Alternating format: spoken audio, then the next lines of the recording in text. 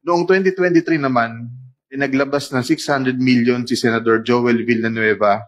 Ang SOP nito ay 30% din.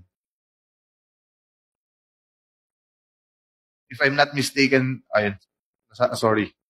Pwede ko sabihin ko po kung anong mga projects ng mga line item din. Please proceed with disclosing the line items so the nation may able to tie the line item to the political personality involved. First, rehabilitation of flood control structure along Balagtas River, Barangay Panginay, Huwawa, Phase 3, Balagtas, Bulacan, with an amount of 75 million pesos. Construction of Bocaue River Flood Mitigation Structure, Station 12, plus 589 to Station 12, plus 739, at Barangay Bambang, Bocaue, Bulacan, with an amount of 7